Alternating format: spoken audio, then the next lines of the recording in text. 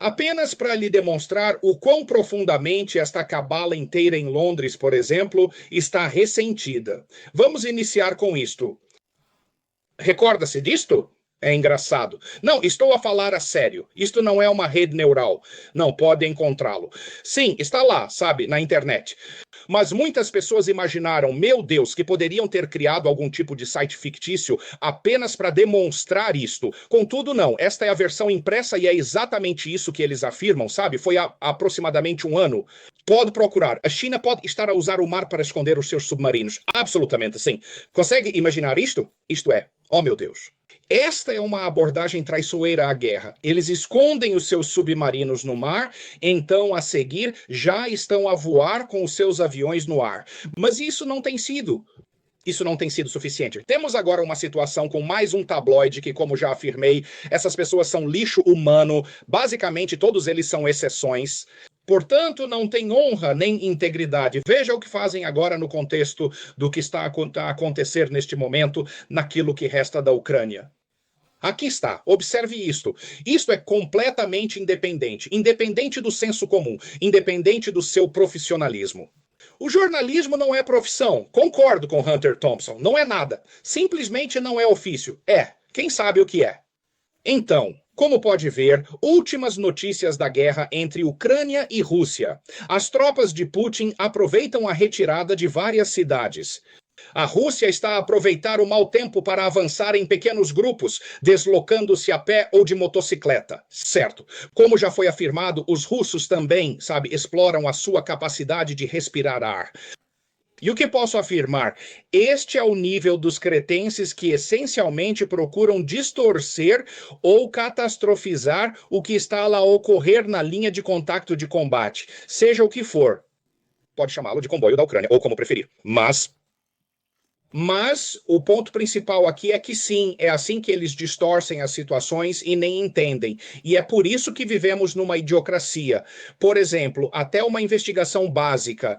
Esqueça, eu decidi, não falamos disso. Quero dizer, o meu ponto.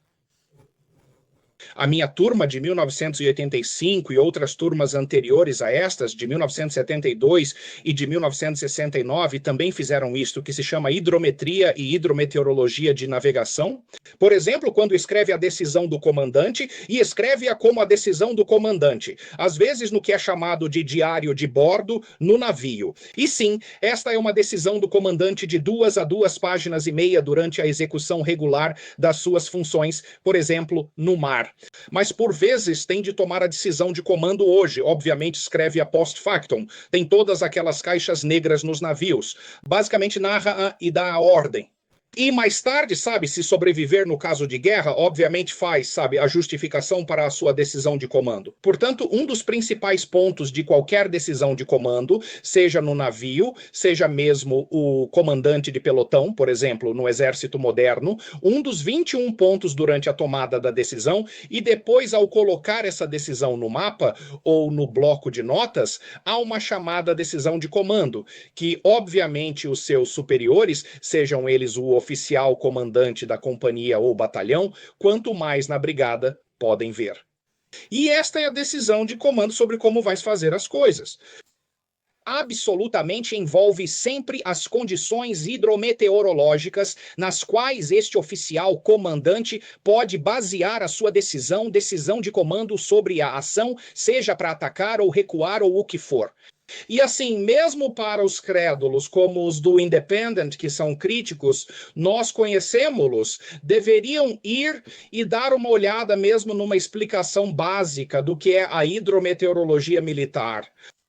E isto é o que se aprende nas academias militares. Eles proporcionam uma compreensão de como as coisas se formam, como influenciam nas questões navais. Obviamente é a hidrologia, que é um assunto de grande importância, porque reflete ou basicamente influencia a guerra marítima interna. Também faz tudo. Todos os tipos de... Impõe várias limitações, como na visibilidade, que são cruciais. A hidrometeorologia militar aplica hidrologia e meteorologia nas operações, fornecendo dados essenciais para o planeamento e execução. Inclui o estudo de corpos de água, condições do solo e impactos meteorológicos nas atividades militares. Aqui apresentam-lhe os aspectos-chave, como laboratório costeiro e hidráulico, inteligência hidroglobal, meteorologia militar e assim por diante. As condições meteorológicas são cruciais nas operações militares e são usadas a favor, a menos que, claro, comecem a agir contra si de tal forma que não consiga lidar com isso. Bem, perguntem aos alemães em 1941. E como transmitir isto? Não sei. É complexo explicar aos tolos que estão completamente fora do seu alcance e que são uns completos imbecis. Certamente. Então, agora vamos proceder a uma análise do que essencialmente conclui este segmento, caso deseje. E sim, se os russos utilizam, sabe, se os chineses aproveitam a capacidade de ocultar os seus submarinos no oceano, os russos fazem uso da hidrometeorologia para suas operações militares. Aqui temos agora, como vê, von der Leyen, o que naturalmente significa que Putin está também a usar a nossa estupidez como uma arma contra nós. Absolutamente. Vocês são tão burros como um calhau. Mas falando sobre eles, há infelizmente coisas que são absolutamente tão vis, tão desprezíveis, tão baixas. E é por isso que eles explicaram porque é que a Europa Ocidental está basicamente acabada. Porque eles mentem, eles gostam muito. Eles nadam em mentiras, né? Estão imersos em devassidão e perversão. E um deles são, claro, né, os italianos, não a nação inteira, mas principalmente se olharmos, por exemplo, para a reação do Ministério dos Negócios Estrangeiros da Rússia, e eu penso se lidaria com prostitutas, além de, por exemplo, pagar-lhes o dinheiro das prostitutas pelos serviços, se imaginares, sabes, imaginando que realmente tens de ter esses serviços, sabes, para ti. Não, então. Mas alguns fazem, quero dizer, alguns idiotas, sabe, que acham que podem lidar com isso com prostitutas ou de todos os tipos. Sabe, existem todos os tipos deles, femininos, masculinos e outros. Mas aqui estamos nós, e aqui está o meu problema, que um dos poucos pontos em que sou bastante crítico em relação ao Ministério dos Negócios Estrangeiros da Rússia, embora compreenda por que o fazem, porque também vos dá basicamente um bom ponto de discussão e uma questão quente, sabem, o botão quente, por assim dizer. Aqui está o Ministério dos Negócios Estrangeiros da Federação Russa a representar o que ocorreu. Estas são as prostitutas italianas e o cavalo. Pessoas normais não estão nos meios de comunicação italianos. Assim podes ver por ti mesmo. Nos últimos meses, vimos um aumento no já grande número de falsificações sobre a Rússia nos meios de comunicação italianos. É isso que fazem, certo? Para tentar parar este fluxo de mentiras, foi sugerido que um dos principais jornais de Itália, o Carriero della Serra, fizesse uma entrevista exclusiva com o ministro dos Negócios Estrangeiros da Federação Russa, Sergei Lavrov. A equipe editorial do jornal concordou com entusiasmo. Enviaram-nos perguntas extensas para a entrevista. O ministro deu respostas detalhadas a cada uma. O texto foi preparado prontamente, estava pronto para publicação. Acima disso, como pode ver no texto original, 10 páginas. Agora deixe-me ver. 1, 2, 3, 4, 5, 6, 7, 8, 9, 10. Sim, mas a publicação recusou-se a publicar as respostas às suas próprias perguntas. Explicaremos que as palavras de Love Rose têm muitas declarações controversas que precisam de verificação de factos ou esclarecimentos adicionais, cuja publicação ultrapassaria limites razoáveis. Quando sugerimos publicar uma versão reduzida no jornal e a versão completa no site, a redação recusou. Assim, foram publicadas 3 páginas das declarações de Lavrov e suas respostas. E como pode observar, desapareceram um total de 7 páginas. É desta forma que eles são. Isto é quem eles são. Este é o país, aliás, que agora é um facto conhecido, onde os italianos têm ido a safaris para caçar sérvios na Bósnia-Herzegovina. E sim, é isto que eles fazem. Esta é a moralidade dessas pessoas. Bem, se olharmos atentamente para a história do Império Romano, por exemplo, há muito poucas qualidades redentoras se considerarmos o que estava a acontecer lá em termos de como as pessoas eram tratadas. Mas isso é uma outra história. Mas, evidentemente, a tradição basicamente sobrevive. E sim, o país que nos deu o fascismo e que nos deu todo o tipo de coisas bizarras. Não vou falar sobre o futebol italiano, que amava muito, sabe? Então, não, mas olhamos com atenção para o estado da Itália hoje. Está no mesmo estado que a França ou a Alemanha. E sim, eles vão estar lá. Haverá cantinas de sopa, haverá esta miséria. E não importa o que tentem fazer, não podem mudar o facto de que os meios de comunicação ocidentais são prostitutas. São praticamente todos eles. Sabe, não vi muitas pessoas admitirem-se dizendo que não podem mentir porque não têm integridade, já não têm humanidade. E diz que isto é o Carreira della Sera. Portanto, obviamente, a minha opinião não importa absolutamente nada aqui. Mas eu sugeriria ao Lavrov e ao ministro dos Negócios Estrangeiros russo que abandonassem completamente a comunicação com esses indivíduos. Sabe, afirmo isto constantemente, repito frequentemente, vou reiterar mais uma vez. Encontra-se na sala com algum tipo de jornal de comunicação social mainstream, por assim dizer, seja da BBC, Carreira della Serra ou do New York Times. E assegure-se de fazer um bom curso de antibióticos após isso, porque essas pessoas são altamente infecciosas. Eles são, quero dizer, absolutamente desprezíveis. E então, o que posso dizer? Acabamos de ver mais uma manifestação. Entretanto, no entanto, se nos debruçarmos sobre todos os outros tipos de situações que estão a ocorrer ao redor do mundo, bem, oh meu Deus. Sim, sabe de uma coisa? Nós já temos conhecimento disso. Está bem. Realmente necessitas que eu faça algum comentário sobre isso? Eu apenas li para ti, está bem? Você toma as suas próprias decisões, mas é isto que eu afirmo constantemente. E os Estados Unidos não têm um Congresso, têm um Knesset 2.0. E este é o presidente mais sionista da história dos Estados Unidos. Nem Biden foi assim. Trump pede perdão para Netanyahu, enquanto respeita absolutamente a independência dos sistemas de justiça israelitas e os seus requisitos. Acredito que o caso contra Bibi, que lutou contra mim durante muito tempo, inclusive contra o adversário muito difícil de Israel, o Irão, é uma perseguição política injustificada. Trump escreveu numa carta partilhada pelo gabinete de Herzog na quarta-feira: peço que conceda perdão total a Benjamin Netanyahu. Bem, é isso que os Estados Unidos são hoje. É uma afronta a Israel e ao presidente que, sim, se olharmos à nossa volta, as elites políticas e mediáticas nos Estados Unidos, as chamadas elites, servem principalmente Israel, não servem os Estados Unidos, não se preocupam com o povo americano. E desta forma é que tudo se desenrola. Portanto, é isso agora. Se desejar observar como esta idiocracia ideal se desenvolve, este é mais um espanto.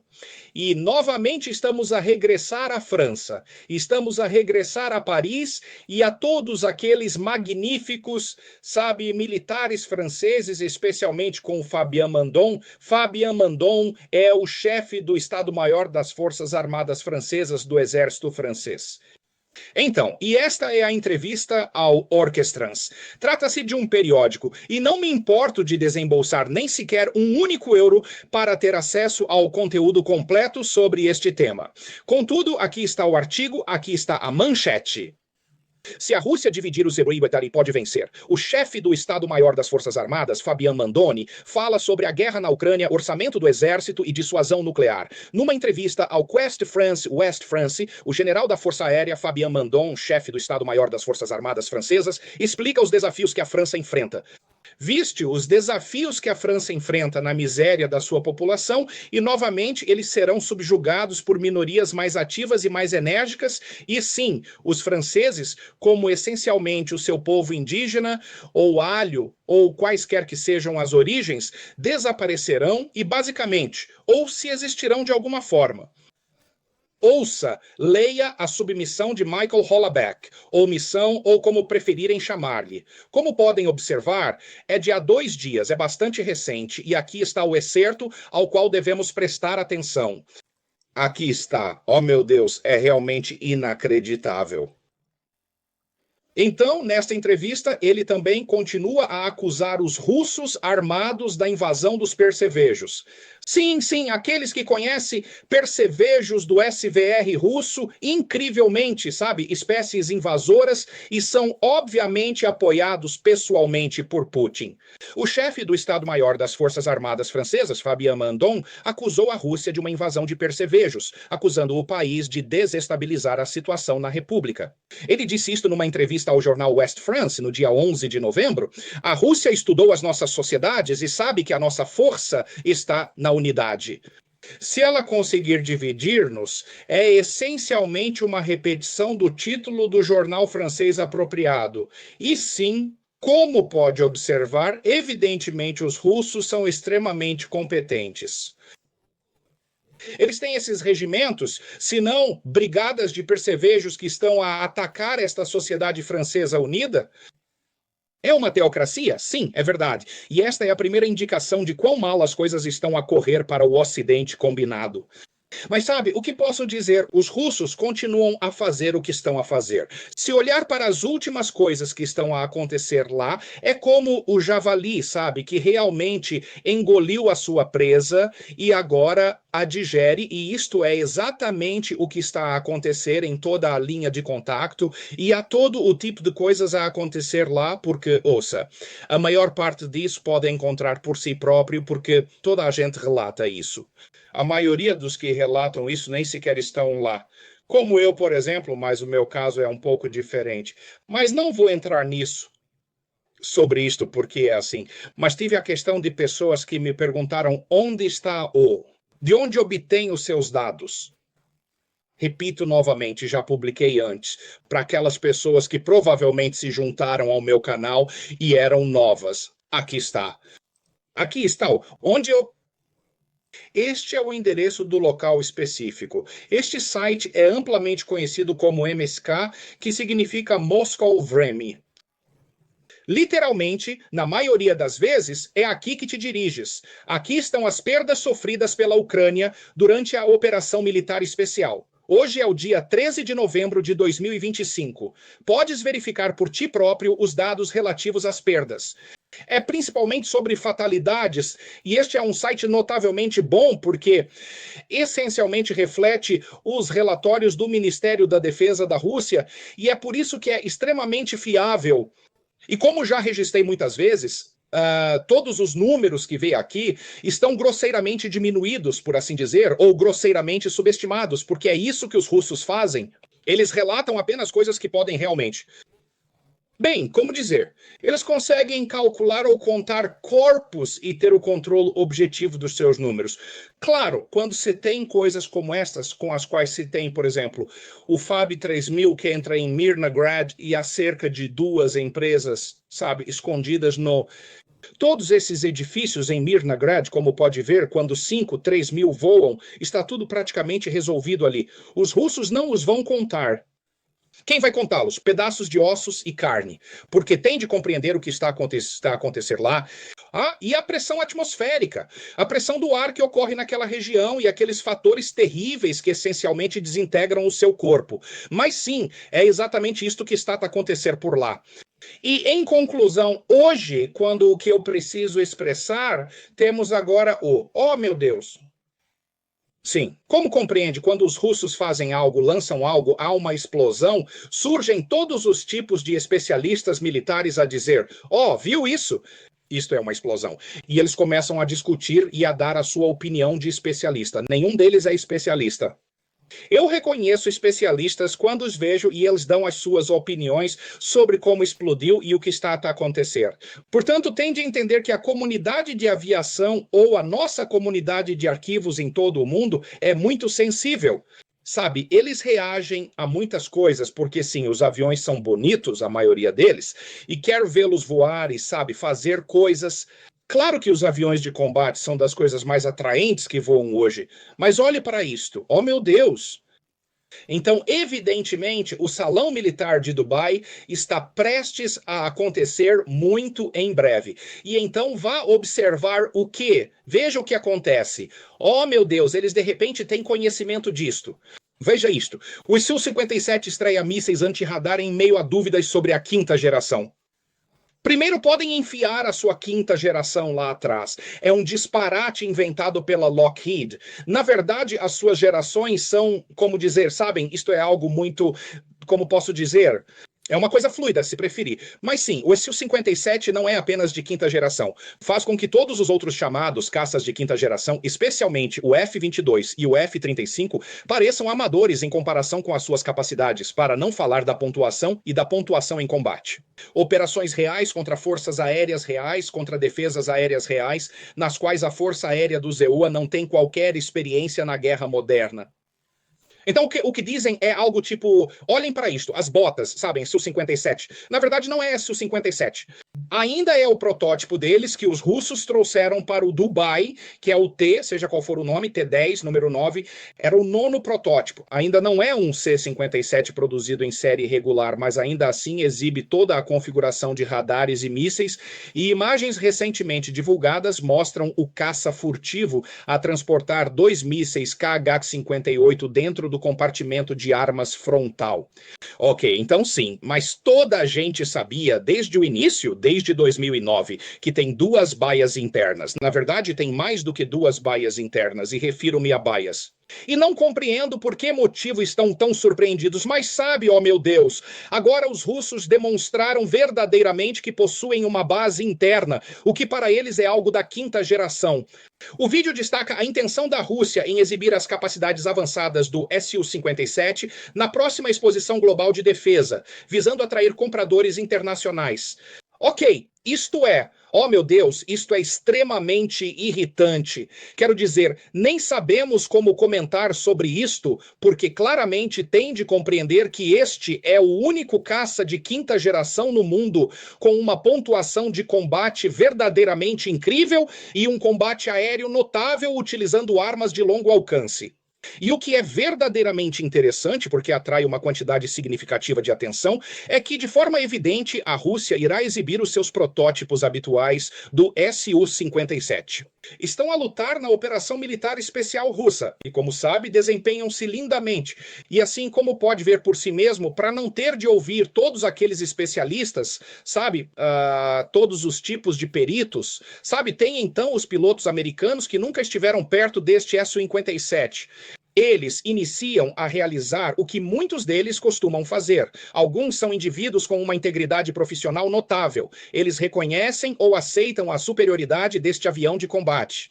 No entanto, veja isto. Se desejar, dirija-se diretamente às pessoas que estão a vender esses aviões de combate.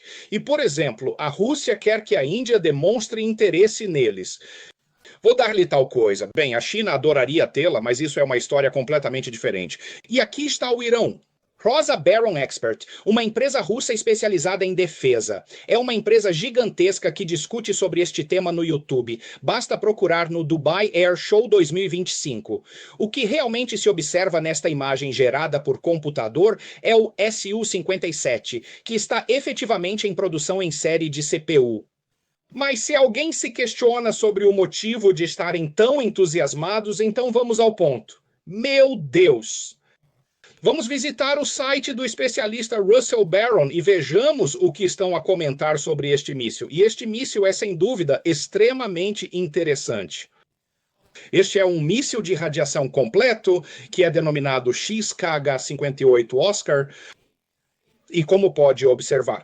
Portanto, trata-se de um site de especialistas e eles discutem sobre os parâmetros técnicos e táticos fundamentais deste míssil, que atinge Mach 3.5, e como pode verificar por si mesmo, pelas asas consideravelmente grandes deste míssil. É definitivamente muito manobrável. E assim eles fornecem dados técnicos sobre isso. Como pode ver, o alcance de tiro deste míssil KH-58, o alcance máximo do míssil K-8 é de 245 quilômetros. Supera qualquer coisa que a NATO possua em termos de mísseis de radiação. E a sua velocidade máxima é de 404.200 quilômetros por hora, o que equivale naturalmente aproximadamente a Mach 3.5. E o peso do míssil é de 650 kg, e a ogiva em si pesa 149 kg. Não é o maior dos maiores, mas certamente pode causar alguns danos. Então, se olhares para tudo isto, sabes que aquelas pessoas, algumas realmente querem que cobres, querem comprar-te dados sobre isto, sabes que míssil e tens de pagar para obter coisas que são grátis. E pode, sabe, se souber onde procurar, ir e ver isso. E então a questão agora é por que estão tão entusiasmados? Por quê?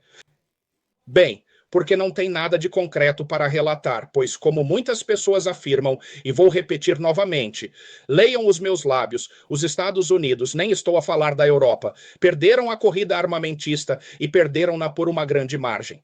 E assim, cada novo sistema de armamento russo, incluindo este KH-58, a nova versão, e especialmente como é transportado dentro da base deles, a 1, 2, 3, 4. Existem 4 bases internas, 2 grandes e 2 nas raízes das asas, acho que do Su-57.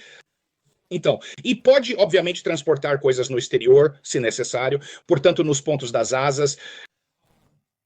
Simplesmente resigne-se. Você não compreende absolutamente nada, você mesmo. Falhaste na tua inteligência, falhaste nas tuas previsões. É uma idiocracia, está bem? E assim, cada povo, todas as pessoas que, ou melhor, cada pessoa que quem quer mostrar isso como perspicácia. Não há perspicácias.